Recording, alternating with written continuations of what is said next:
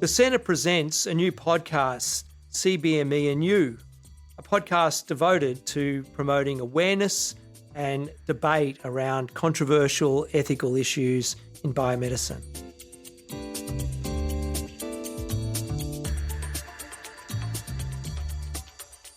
Hello, and welcome to episode 2 of season 2, our 2025 podcast series. Today's episode is the one you've been waiting for, the episode where your two favourite peeper. Peeper. Yeah, There's a plural of people. Peeper. Because people isn't already a plural. We're doing well. We're starting out well. You know what? I was about to say just banter about bioethics and karaoke. Case in point. So the episode on human genetic enhancement. So we will first consider what it means to enhance a person and whether ultimately this is a good idea. But first, the questions you've come to expect. James, coffee or copy? It depends on my mood and how much money I want to save. but if you're leaving money out of the equation, then coffee. Yeah, you know I like my milky cappuccino. Yeah. And so what's the difference, James, between a cappuccino and a latte? I could not tell you. That's what I thought. Okay, you tell me then, coffee snob. Coffee or copy? Coffee. Flat white if I'm at an untrusted cafe. If I'm at a trustworthy cafe where they, can identify the actual beans they use. I'm a bit of a batch brew kind of girly. I want them to identify the kind of beans they use. I only take the fanciest beans from the fanciest places. Next question. Which country? So aggressive. Hey, I just like my coffee. I'm allowed to be... If you're going to be snobbish about something, let it be something pointless like coffee. I hate the way that rolled off my tongue. Next question. So your two favorite people. Which country would you like to travel to next? I think I've told you this one before. I think one of the places that I really want to travel to the most is the Baltics. So... My brain just doing some geography. Lithuania, Estonia, and Latvia. Yeah. That has nothing to do with Brooklyn Nine-Nine. It's got nothing to do with Nikolaj. Nikolaj. I feel like I'm saying it right. Nikolaj. We're going to cut so much from this episode. And absolutely not that. So for me, I want to go to Vietnam next. I would like to go to Hanoi. I would like to have some pho. I would like to swim in the ocean. Pho. One more time. Nikolaj. We have issues. Okay, final question. And I feel like I could answer this for James mainly because we've both done karaoke before and I've answered this exact question. But what song would you sing in karaoke? It's hard to choose. Okay. But I think one of the top ones is Anything by The Lonely Island. Which is not a song. He literally means any song. Any song by the comedy musical band The Lonely Island. And I reckon there's a 95% success rate that you would know every single lyric to every single song. I think there's a decent chance. Especially with the lyrics in front of me. But you've got two other songs. You've got Thrift Shop. Thrift Shop. It's one that I almost always do at karaoke. And my personal favourite. Holding Out for a Hero. Holding Out for a Hero. Bonnie Tyler just makes you feel things, okay? I'd love to see you like in the the Shrek Claw outfit though. Fairy godmother. Fairy godmother. The red dress. Only if there's a grand piano that I can sprawl on top of. You can find me a grand piano, I'll wear a fairy godmother dress. Absolutely, yes. We've got that on on streamed recording. We will be doing this. So my personal favourite song to do at karaoke, my go-to, is Always Dancing Queen by ABBA. Classic. As we were talking about before, I think this is because it both is a song everyone knows and everyone can get behind. But my second go-to song is actually Skater Boy by Avril Lavigne because I'm just a 2010 girly trying to live out her dreams. I feel like it's pre-2010s, It? Avril Lavigne. Oh, that hurts a little. Am I older than I think I am? I don't know. How old do you think you are? We can censor this part for the pod. I am. Jesus, not in front of the kids. Okay, moving on. So today we're going to be talking about genetic selection and modification, basically the forms of genetic enhancement that we can do to a person. And fortunately, we have here Sinead Prince, who did her PhD on human enhancement, as well as James, who did his master's thesis on this. Don't leave me out here alone, man. I was hoping to make you fully responsible for everything Absolutely we not. say. I'm not going down. Damn it. All right. So genetic selection refers to the process of choosing specific genetic traits for offspring, either through natural means or assisted reproductive technologies such as in vitro fertilization and the pre-implantation genetic testing. This practice allows parents to screen embryos for certain genetic conditions and, in some cases, select for traits like gender or even potential physical and cognitive attributes. One particular type of pre-implantation genetic testing screening is polygenic embryonic screening. A lot of big words here, where parents can select between different embryos during IVF procedures based on polygenic risk scores.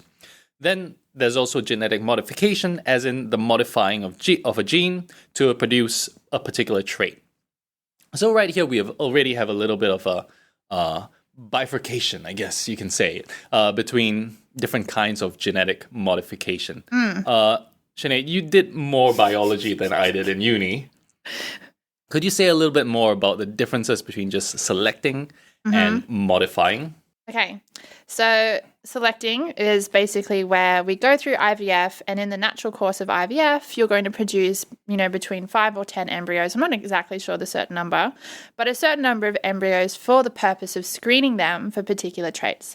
Now, this is usually done to avoid heterogenic conditions that the parents may have. So what do you mean by heterogenic conditions? Is that even a word? Did I just make up a word? I believe you said heterogenic. I don't think that's heritable. Heritable. We're doing really well. So we're screening for So if I have 3 arms or something. Yeah. I can make sure that if I do IVF, my kid doesn't have 3 arms. Correct. Unless, of course, you want them to be just like you. Anyway, we get it. We're going down a different path there. But basically, we're going to screen these embryos to see what sort of genetic conditions they have, whether or not there's a high risk that they're going to have a particular kind of genetic condition. And now this is generally only done for therapeutic purposes. So one exception to that is for sex selection. And this is not done for family balancing per se, although there might be some changes around that happening. This is generally done to avoid sex-based traits, such as sex-based conditions. So these are conditions that are linked to the X or the Y chromosome. And so one of the things that people are considering now is, well, if we can already do it for therapeutic reasons, should we also do it for enhancement reasons? Should we now be selecting for particular traits like height and intelligence and certain hair color or eye color or these sorts of things? But then on the other hand, we now have enhancement technologies through genetic modification. And so this is the way in which we can go into a person's genes. So for example, let's take James here. We could take a little sample from his stem cells or his wherever they are in his body. I forget where they are now. Potentially bone marrow. It's been a while since I did biomed. And basically we can take those stem cells and then we can send certain feedback signals to them and we can modify them into the kinds of genes we want and then we can insert them back into the body.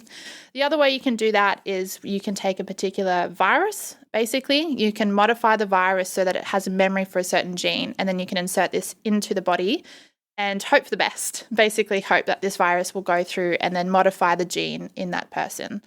And so we're hoping that we can take these genetic therapies for adults, these very specific single gene therapies, and we can start to do them on embryos.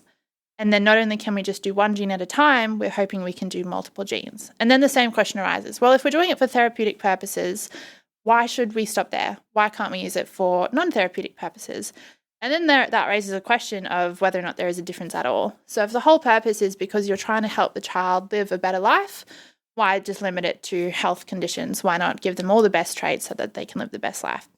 Now, there's another question between selection and modification, which is, well, if you're already selecting this one, they already exist. You're not actually doing anything in particular. it is a person that could exist. Whereas if you're enhancing them, you're going into their genes, you're modifying them around. You might do what some proponents or critics would call playing God. And I know that adds a lot of normative language to it, and it's not my favourite use of the term. And so the question is there a difference between causing a specific person to exist or simply allowing a specific person to exist? So these are some fun questions, James. What do you think? Well, firstly, I want to point out that what you said really surprised me because I thought it was kind of the other way around in terms of like our knowledge about and our skill at modifying like people who don't exist yet versus modifying adult human beings or people who already exist. So you're saying that potentially somebody could put a virus in me that makes genetic modifications to my body right now that could turn me into Spider-Man. I refuse to answer that question. I have the right to remain silent. No, so it depends how far these technologies go. If we're currently on that trajectory, so we can modify one gene at a time, technically, if we continue to do that over and over again, we could really change you. However, this relies on two things. One, the technology to be able to continue to modify genes, and so therefore questions of safety and efficacy and risk arise. We don't know what the knock-on effects might be of modifying one gene, let alone 700, as is the case with intelligence. And the second... I don't need to be more intelligent. I just want to be Spider-Man. Is that so hard? So hold on. Do you want to have the little webs coming out of your palms, or do you want the one where he has to make the webs out of little suits? We're asking the important questions. the little web shooters. You want web shooters? That's so disgusting, though. No, I don't. Yeah, I don't want them coming out of my wrists. Yeah. Okay. So what do you really want? You just want the suit. Well, you want to be Batman, so super rich to be able to afford the outerwear. Well, but then the super agility and climbing on walls seems really cool. I thought that was part of the suit. No, it's. Okay, we are really getting into the MCU lore here. Welcome to the lore podcast. But essentially, there are many difficulties with this. But yes, one of the main ways in which we treat certain cancers now is through gene therapy of adults and even children. So technically, if we continue down this path, we might get to a point where we can make a lot of changes to an adult, but it's always going to be much easier modifying an embryo. What I do find interesting is the distinction between therapeutic uses of medicine or whatever scientific technology that we have versus enhancement. Because intuitively, that I think a lot of people would say, yeah, there's a difference between curing somebody of a disease and then going in and poking around in their DNA or whatever to make them live a lot longer than they would otherwise. But if you think about it, what really causes people to die is certain kinds of disease. So by trying to cure disease, we're effectively, in a sense, enhancing people to live longer or healthier lives than nature has made possible, right? So are there any good arguments or ways of drawing the distinction between therapy and enhancement? So I think there are two. One is specific about the therapy enhancement debate, and one is about is treating aging a therapy or an enhancement. So I'll start with the first one. And so the way I respond to the first one is to adopt an objective definition of what health and disease actually mean. So there is this really big debate in philosophy as to whether or not the concept of health and disease are objective or normative concepts.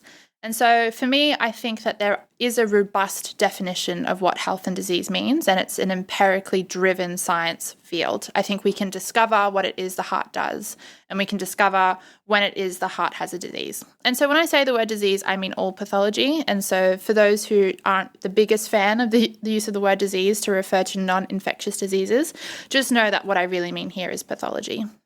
And so I think, therefore, that if you're intervening in a state of disease or pathology, that would be called therapy. So it's not because maybe we want that particular outcome or we have particular values about it. It's simply a mechanical question. Which state of body are you intervening in will determine whether or not it's therapy or enhancement. So if I'm intervening in a pathology, that would be called a therapy. If I'm intervening in a state of health, that would be called an enhancement. And so that's how I distinguish between the two. And now I acknowledge that there are many people who reject that definition and would say that health and disease are normative concepts. And so according to them, they would need to define the difference based on various or different values about what health means or what enhancement means. And so for them, I leave it up to them. That's their job. They put themselves in that bucket. That's by all means, I would love to help get them out, but I'm in a very different bucket in that situation.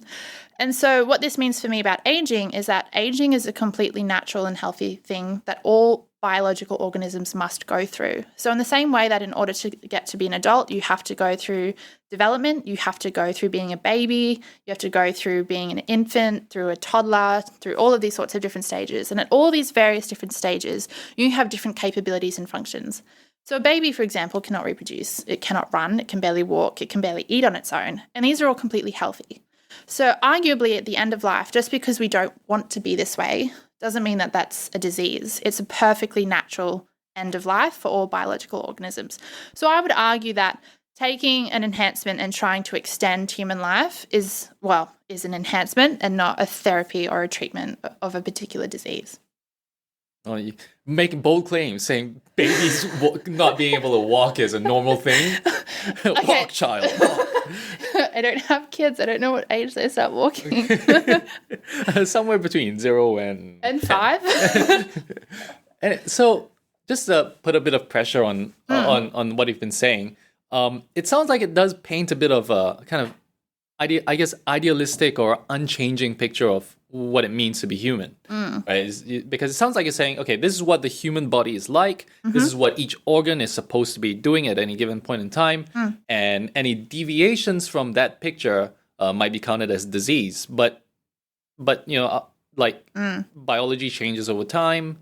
Evolution happens, for example, and things change. So how can you square that picture of function and disease with the fact that things change all the time?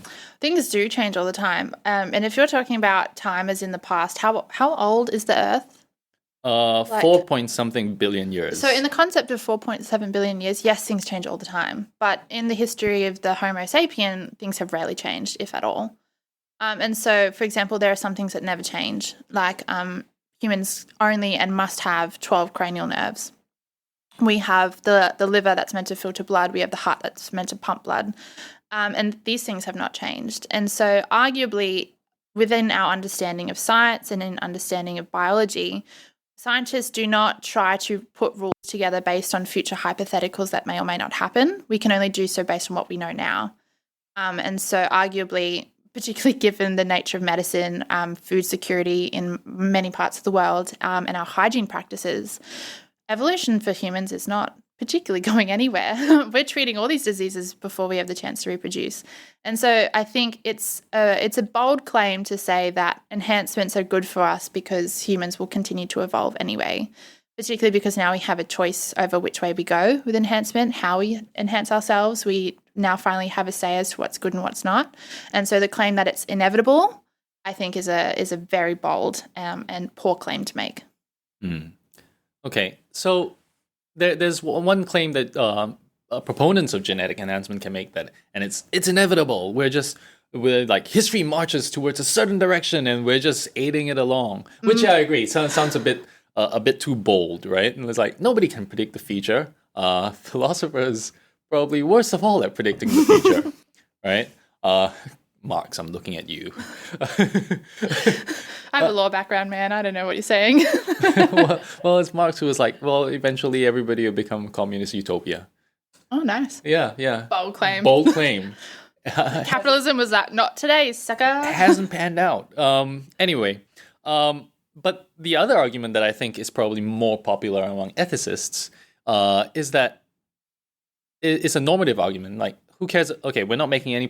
So ethicists might say, we're not making any predictions about what's going to happen, but we do know things about what makes people's lives better or worse. Being healthier, other things being equal, makes a person's life go better. Having more money, to a certain extent, all else being equal, tends to make people's lives go better, etc., etc. And people also make these claims about things like intelligence or height or whatever. So I think a lot of ethicists, including someone we know, Julian Savulescu, have claimed that, it's not only good to try to make people's lives go better, but it's almost an obligation, especially if you're about to have children, to make your kids have, to try to make your kids have as good as possible lives. So what do we think about that kind of argument? So James, just for our listeners, has asked me what makes the life good. What makes a good life? What makes a good life? We're solving it today, everyone. So I love this question. This is a question I was really interested in my PhD. And so I came to, after much research, after much consideration of the various theories of well-being and what makes a life good, I came to the conclusion that well-being is mostly made up of both objective and subjective conditions. And so what I mean by this, there are things that I can tell you, you need to have these in order for your life to go really well. And so I agree with you. Things like health, you need to actually survive in order to have a good life. I think you need to be able to communicate and have relationships. I think that someone living by themselves, all alone, particularly not out of choice, is probably not having a really good life, and I would not wish that life for anyone.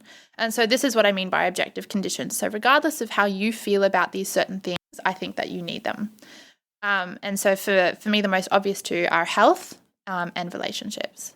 But then I think that there is a subjective nuance to this claim. And as much as I want to come around and say, oh, look, you have health and you have relationships, therefore you should feel good about your life, you might not still feel that way. You might actually hate your life. You might have other things that are not going well for you. You might have a really poor judgment about what relationships and health are, and you might think you need more than that. James, is there something you want to share? Nope. And so I think that any theory of well-being needs to be able to incorporate these two things together, which is very difficult because they are often seen to be mutually exclusive. And so what I realized is that one of the best ways to combine these two different conditions is the principle of autonomy. And so as much as I might want to come along and say, you have health, you have relationships, therefore you have a good life, if you have not been free to assess your own life, and if you don't have the final say over whether your life is going good for you, I really don't think that you can truly have well-being.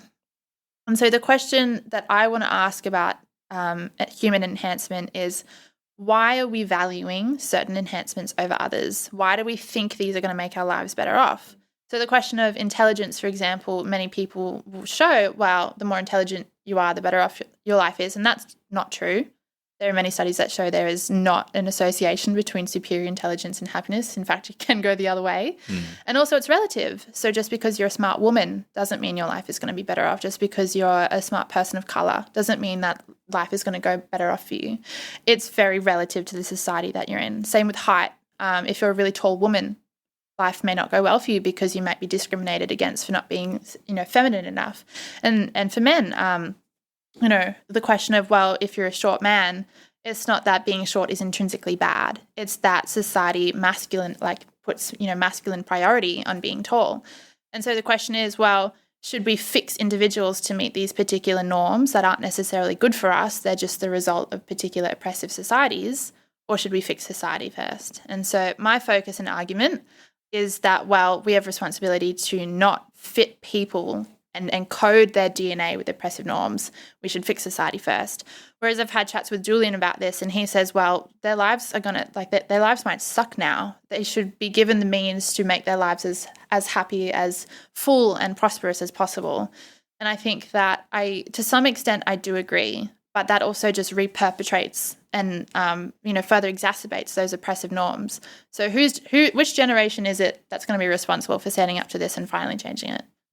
But would you support then enhancements that focus on what you do call the objective elements of well-being? For example, let's say we discovered a bunch of genes that can make that affect somebody's weirdness or sociability. If you have these genes, then you might be a bit weird, and it makes it harder for you to make friends. And then if you have another set of genes, you would just become the coolest person in the room. Yes, because coolness is a gene thing, not just some arbitrary social factor. Solid point, my friend. well, yeah, sure, but there's some things that might make somebody more naturally sociable. So let's say we were to discover these genes, would you then say, oh yeah, because that's an objective element of well-being, maybe we should look into trying to select for those kinds of genes? Yeah, I 100% see what you're saying, and I've definitely struggled with this, because in accepting that there are objective conditions like health and good relationships, there are obviously certain things that I value more than others. However, let's just stick to the category of relationships here. I think that putting this idea out there that there are weird people who might struggle to make friends is not inconsistent with the idea that they can still have really good ones. And I don't want to go creating a heterogeneous society in which we all look exactly the same and we all have the exact same traits, and we all have the exact same combination of genes that make us all behave in the exact same way. I have friends who are weird and wonderful, and they are some of my favorite people. I'm not saying that they had it easy.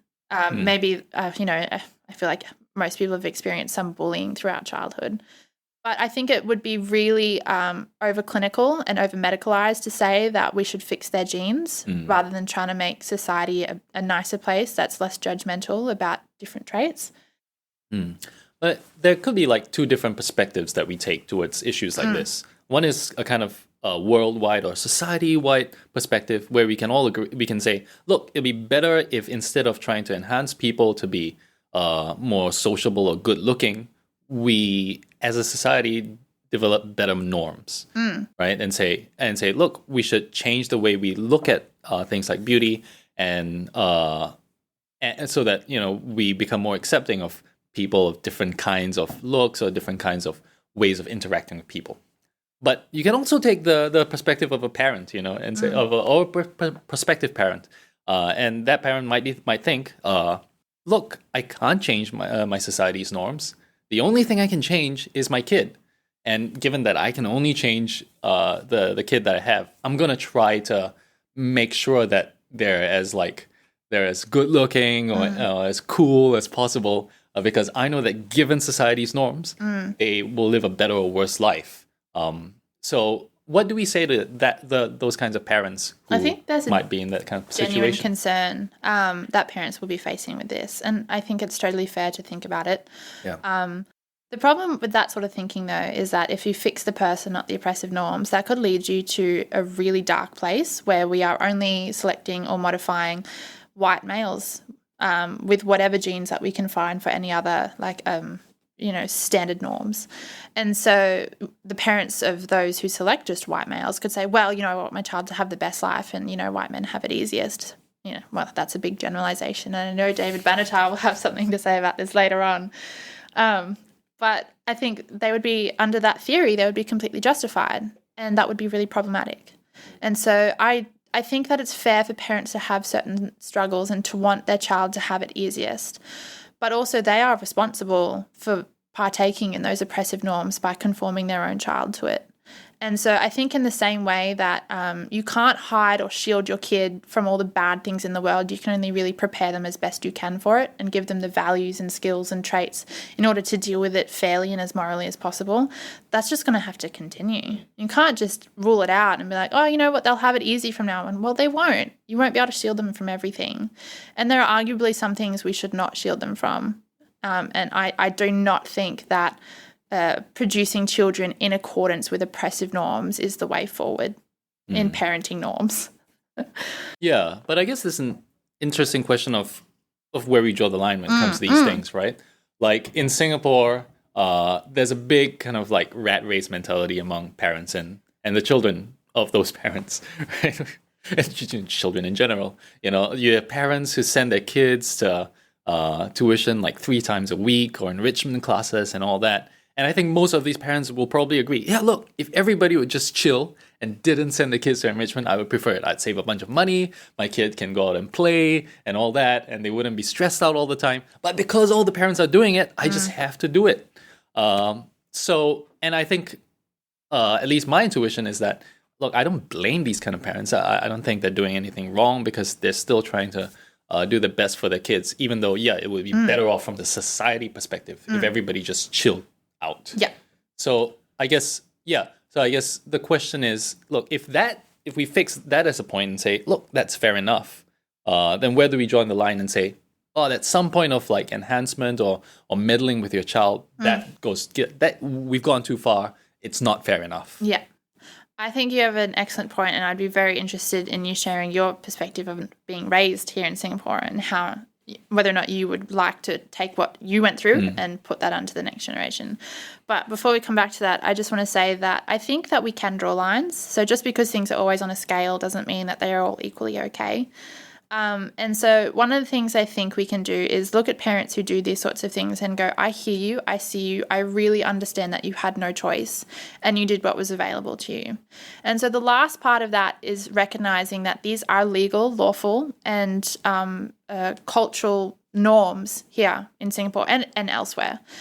But genetic enhancement is not legal yet. It's not even like an actually discovered yet. We can barely modify one gene at a time to prevent people with cancer from having to go through that. And so there is big space to say we don't have to put the judgment or the responsibility onto parents to make these decisions. We could actually make enforceable legal bans up until we've had a really good chance to have a public consensus, big education on what it means to genetic enhance and these sorts of things. And we could just say we're just going to have a massive halt. Because in instances of a Red Queen event, which is what you're describing, which is where everyone has to continue to expend resources to stay in the same place. No one's further off. Everyone's actually worse off because they've spent all these resources just trying to keep up. In instances like this, you just have to rely on regulatory bans because it's not up to the individual in that situation to change society because they'll just get absolutely screwed over.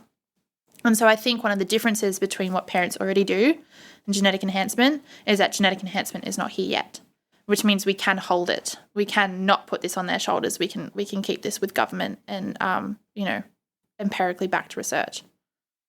For all the pol sci majors out there, we're talking about regulation to solve the prisoner's dilemmas. It's called a ban. Yeah, but in the literature, they don't quite talk about it that way. But so I actually read an article recently, which our very own Julian sent me, about how they actually did a study in Singapore, surveying parents on what they might think about using IVF and pre-implantation genetic screening to test for things like for various traits. And I think for therapeutic reasons, I think vast majority say, yeah, fine, it's good to do it. But I still think that at least in Singapore, I think a majority of parents, or at least a plurality, or Singaporeans seem to think that there's nothing wrong with using genetic screening to make sure your kid gets more intelligent or something.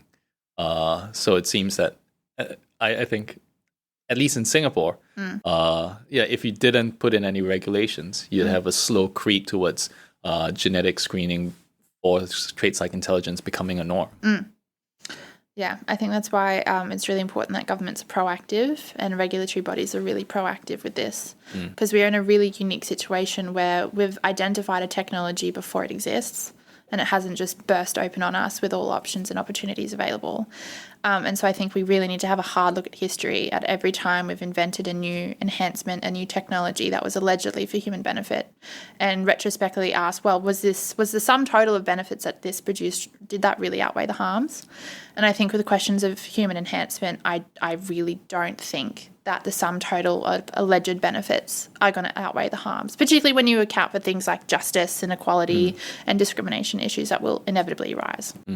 That's interesting. I feel like a lot of pro-enhancement people use that exact same argument. They say, well, there was so much pearl clutching when we invented books, and more pearl clutching when we invented like standardized education or something like that. But look where we are now. Everybody agrees that we're better off. So the same thing will happen when we enhance everybody. People will complain and have ethical worries, but 100 years from now, everybody will be doing it. And we'll be looking back and saying, well, it's insane that we ever thought that this was a bad idea. There's a prominent author, and I forget whether or not it's Alan Buchanan or Nicholas Bostrom, who makes the claim that only enhanced civilizations are the ones that are most well off. And I think if you stick to that idea that every time we've had a technology or a tool that it's improved us for the better, you run into a very difficult position of trying to explain why maybe First Nations groups or groups of people that don't rely on technology and mass education systems cannot have a similarly good life to us. And I don't think that's a defensible position whatsoever. I'm with, I think is it Yuval Noah Harari or, yeah. Is it the humankind person? The No, Sapiens. not the human, the Sapiens. A Brief History of Humankind, where he goes through the cognitive, agricultural, industrial, and scientific revolutions and shows that there is no evidence that humans are better off for all the technology we've discovered. Whether or not we are actually happier, whether or not we have more meaningful relationships, whether or not we are better at any of the things that objectively make our lives go well, there is no evidence apart from the fact that we live longer, so we have longer time to achieve these goods, that we're actually happier. And I'm with that. I don't think that it's true that the smarter you are, the better your life goes, or the taller you are. I don't know, you might want to comment on this. Watch it.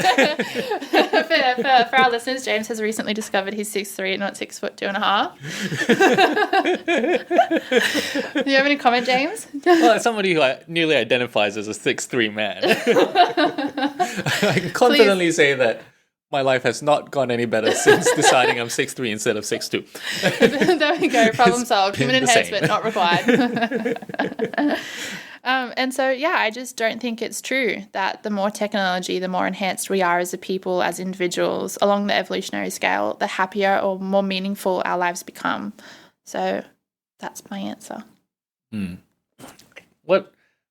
I don't know about that, because I feel like I would have not made it to adulthood if not for technology. And so remember knowing your background. Remember my distinction between therapy and enhancement. I think that when we're discussing enhancement, we are discussing very different thing from therapy and the treatment of human diseases and pathology. And so I'm very happy to put a normative difference upon those two different categories. So I want to go back to some of the concerns about enhancement that have something to do with equality, right? Equality and justice, and the idea that if people are just enhancing, firstly, one worry is that the rich are going to get more enhancements than the poor, a lot more, and widen the gap between the rich and the poor. And the other concern being some kinds of discrimination, right? You have everybody tending towards certain kinds of enhancements, and with a result being, firstly, that society becomes a bit more homogenous, and secondly, it kind of, well, I think if everybody's like, trying to create kids of a certain race or something, you can see the obvious problems with that. It's like, it's discriminatory. It's kind of like disrespectful to the people who are, imagine if you're in a situation and everybody's trying to enhance their kids to not look like you. You'd be like, hey, what up with that? I guess one potential answer to that is that, enhancement is fine as long as we make sure that everybody has access to enhancement. So instead of just saying we should let it happen, we should say, maybe we should tax people more and then use those taxes to provide enhancement to everybody, and maybe even regulate it so that people have to choose between a wide variety of enhancements. So we could go the other direction and try to ramp up the process even more so that everybody can have it, and that seems more equal. So why not that instead of saying no enhancements at all? Okay, so you raise a really good point. Many scholars have recognized that if we just allow free market access, unregulated by government restriction, to genetic enhancements, there will be inequality or the exacerbation of inequality. And so this is because there is the belief that the better your genes are, the better your life will go, which I've already argued is not necessarily true. In like the philosophical sense of the concept of the good life. However, we ought to recognize that there are certain genetic traits that produce certain phenotypes. So what I mean by that is you have a specific genetic code for blue eyes. Blue eyes is the phenotype. So they're two separate things. And so there are certain phenotypes that are associated with higher socioeconomic reward. For example, being a white person, being a man, being tall if you're a man, being petite if you're a woman, these sorts of things. The more attractive you are, the more you earn over your lifetime. So I ought to recognize these things, and I would like to acknowledge that. However, there is two problems with the argument saying, well, therefore we should just make sure everyone has access to it. So one is this idea of genetic determinism and this idea that whatever gene you have is the phenotype you'll have. So this is a false or a misconception of how genes work. So you have your gene and then you have what's known as the gene-environment interaction. And so this is where your environment, whether that be your body and your body chemistry or the physical environment you're in, can actually intervene in your genes to produce different phenotypes. So you might have a gene, for example, for a normal amount of like serotonin uptake. However, because you go through childhood trauma or because you're in the womb, your maternal parent or the person giving birth to you goes through trauma, or because there was a famine and there was a nutrient deficit, any sorts of these sorts of issues can actually interfere with your genes and produce worse outcomes. So more often than not, this manifests in poorer health. And so one argument is, well, even if everyone got access to these genes, let's just play by the rules here and just pretend that for some reason the government is interested in modifying every single person, and that's how governments are very likely to spend their money. Let's just give them the stick. There have never been any problems with governments getting involved with people's genetics. Ever. That's A, not an issue, and B, exactly how they would like to spend their $1 million per person, which, they are famous for investing in each individual. I mean, they're not investing into stopping poverty, so, They've just been waiting for human enhancement. And saving all that money. They've just been waiting. There's a gigantic stash of cash somewhere. Just waiting. Yeah. And so one of the problems with this is even if everyone was enhanced, we would not all then have the same phenotype. And this is because there are massive socioeconomic inequalities in society that will continue to interfere and drag down your genes per se. And what I mean by that is even if you got enhanced, you have equivalent intelligence to your wealthier, higher socioeconomic peers. The kind of gene-environment interaction between a socioeconomic status and your genes is really prevalent and well-researched. It's probably the most commonly researched apart from maternal impact. And so what I mean by this is even if you had the same genes, you would then not have the same IQ. You would still be behind. In fact, you would need to be even more enhanced than your higher socioeconomic peers. And so is that something we're willing to do? Are they going to allow that? Would the higher socioeconomic class be okay with everyone else actually being genetically smarter than them? And so this raises questions of genetic determinism, so this false belief that your genes will just produce those traits, and this ignorance of the gene-environment interaction and how if you are of a certain race, if you are of a certain socioeconomic class, if you experience any form of child maltreatment, these are all going to negatively interfere with your genes and interfere with any genetic enhancement the government is promising to give you. So I just would like to be really clear about that. And so my concern about equality is not, well, if it happens, if we can give it to everyone, it's going to be okay, then I agree with it. I really don't think it's ever going to be able to have that equal impact that proponents are allegedly saying it will. Yeah, I feel like we should have figured that one out the first time we had a pair of identical twins who were raised by different families and turned out different. And shockingly, the way you're raised affects who you are.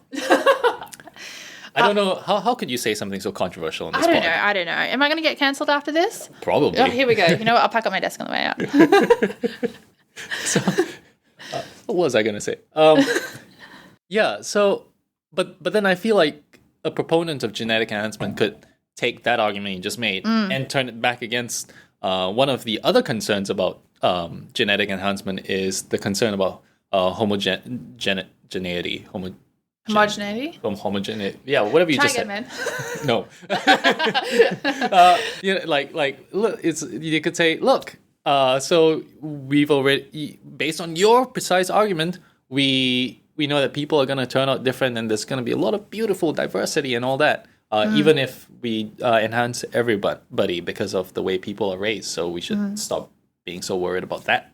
Yes, socioeconomic inequality, also known as beautiful diversity. Racism, another classic example. But we're talking about differences that aren't so much to do with equality, but just differences in how people act, behave, the way somebody might want to be a singer, and while somebody might want to be a data broker or something like that. Yeah, the The problem with that is, or that view that, yes, we'll still have an equal representation of like singers to academics to janitors to hospitality workers will we? If we're all genetically encoding the same intelligence with the exact same combination of, personality genes, will we actually have people who are, equally equipped for all the various roles that we need in society? And I also think that it takes a rather, naive perspective of the way jobs in our society are distributed, and this idea that we should be planning the job for the child rather than planning the child for life. And I think it's unfair, because what if a child has been genetically programmed, per se, to be a ballerina, but they actually just want to be a pro wrestling person? What's the title there? A wrestler. I'm clearly down on my UFC. Look at that. I knew UFC. That's one where they act by getting slammed on the ground, right? I feel like slamming is a thing shared by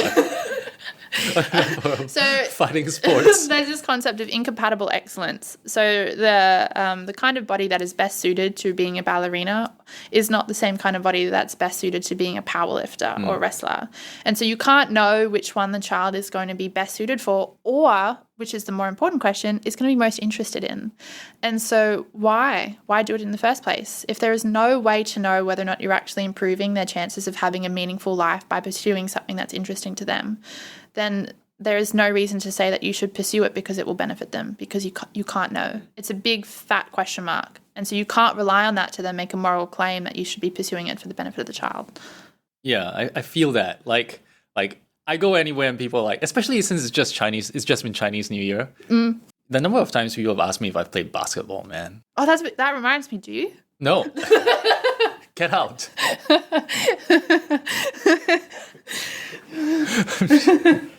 Yeah, just because your body is suited in quotation marks to a particular field or industry doesn't mean that's the one that you're actually interested in. Yeah. Although, I guess, what if there are certain traits that are kind of all-purpose, things that make you better at a whole bunch of things? Isn't it better to just give people the option and let them choose for themselves? Could you name some of these traits? Having good motor skills. Very wide range, having good motor skills could make you a great ballerina or a great basketball player. I'm just not sure about whether or not enhancing will achieve it any more than just, practice and dedication over childhood and, well into adulthood. In the words of a wise woman, ¿por qué no los dos? That is, just so for everyone listening, that is my catchphrase around here. Should we have ice cream or Milo dinosaurs? ¿Por qué no los dos? The wise woman I had in mind was the girl in the ad. Damn it. Called out. In the taco ad. I just want a catchphrase, man. Let me have it. I think that's a really great question, and it's something that I'm not too settled on myself as to whether or not I have a full answer. The question is, there are some people who are super well suited to being surgeons because they have the most excellent, hand-eye coordination there is. But for the rest of us who aren't interested in that career or who don't pursue it, that kind of skill is pretty much useless. No other area of my life would I need the kind of hand-eye coordination to suture an artery than, I don't know, trying to drive. And so the question is it really adding that much value? Or, if there's already going to be a genetic lottery of traits out there that are mismatched to our personalities and our interests, who's to say that the parents or researchers in question are going to do that any better than nature itself? And so I'm not entirely sure it's a strong claim. I'm sure it is a claim that needs to be addressed. I'm just not sure it's really that strong. Might make you a bit better at cooking. Anyway, so we're done. Well, you said you're done, so I can't ask you any more questions. No. Is there anything you'd like to add? I know that this is an area of interest to you. Yeah, I think my main interests are to do with the equality aspect of it, which we've talked about extensively. One thing that I've thought about a bit is the issue of whether parents have responsibilities to make their kids to try to ensure that their kids have the best possible lives or just good lives. I think somebody I've worked with, Matthew Liao at NYU, has argued that we don't really have responsibilities to make sure our kids have the best possible lives. So he has this example which I really like. So imagine if there's this gene that you could insert into your kid that would help them appreciate extremely fine wine, right? And let's say like if they could really appreciate really fine wine, their lives would definitely go better. So let's fix all these claims, and let's assume that you're right. That you could do an enhancement, a simple enhancement, wouldn't be too costly, and suddenly they'd be the best wine connoisseur and their lives would be better for it. I think there's a specific title for it. Can you say it? Snob. Isn't it like sommelier? Oh, snob. I'm that's what I'm going with. So according to James, anyone who appreciates any food or beverage to any sort of detail is a snob. You can appreciate it, but if you're going around saying, you don't really know what a cappuccino is. I didn't say that. I asked you to define a cappuccino. I don't know. Like, question one, man. Anyway, please keep going. Anybody who's smarter than me is a snob. There it is. Yeah. So the thought is like, you really have a duty to make sure that your kid has the ability, has the skills of extreme wine snobbery. And my intuition is that no, you don't have to. And I think that is kind of evidence of the idea that a parent's responsibility is not to make sure that the kids have the best life possible, but just a good life. And I wish we could bring Marcus back in to talk about that a bit. But yeah, I agree with you. So there are a lot of proponents in the enhancement literature that say that enhancement is necessary for our future because it contributes to excellence, and excellence is where the good life is. And I just strongly disagree. There is beauty in mediocrity. When I was in high school. Tell that to my parents. when I was in high school, my mum used to check my grades and then also my effort grades. And so if I didn't have an excellence grade in my effort, I would get in trouble. I would be asked, why didn't I put in effort? And it was like, can I just not put effort into this one thing? Can I just be okay at math? Like, I don't care for it. I don't want to be good at it. Can I just be okay at it? I am okay with just being mediocre at this particular thing. And so I think we really need to question that, which is a largely patriarchal and capitalist value, that the only thing that's good is if it's excellent. And I just don't think that's true for life in general. You can live a very mediocre life and be very happy. You can, there are many great religions that teach acceptance and what's the word? Graciousness. Is that it? Gratefulness for what you have, not looking for something new. And I think there is some wisdom in that, because when has the satisfaction of all our desires ever made us, better off? Sure, it might be some of them, but I really don't think every time I've desired a snack and I've eaten it that I was really better off after. Probably could have held off a couple of the snacks. So I agree with you. I think we really need to question that strive for excellence and perfection. Yeah. Like, where is that coming from? Because it's not a universal truth that it's better. Yeah. It's not just an enhancement thing. It goes into like a lot of things that parents do. You have cultures around sending your kids for a lot of enrichment. I think there are lots of... What is enrichment? Like just going for classes, extra classes outside of normal school. I'm so sorry to hear that. Yeah. That's so unfortunate. There was points in my life where I had to go for that 3 times a week. Oh, man. Instead of playing video games. I make no comment. Or like, there are forums of where, a lot of moms will come together and argue with each and like say, if you use like a little bit of like formula milk or something, you're a terrible parent or something like that. My intuition is here's my considered philosophical intuition. Just chill. Solved it. So at the start of this podcast, we set out to answer the question of what is the meaning of the good life. James's answer is just chill out. Just chill out. I'll write a paper about it. I'll write Excellent. a book. I look forward to reading it. Excellent. I hope I'm the reviewer. I hope so too, and I expect a very charitable review. I was just mainly going to respond, have you ever heard of enrichment classes? Triggered. Anyway, I don't have any more questions for you, James. Do you have anything else for me? I think that's the time we have for today. Excellent. I appreciated this. I was a little nervous coming into this. Everyone loves being questioned on their PhD topic, after all. But joy. Thanks for listening. Thanks for listening to our new podcast, Subscribe online and tune in every first of the month. In the meantime, listen to CBME and You and be savvy.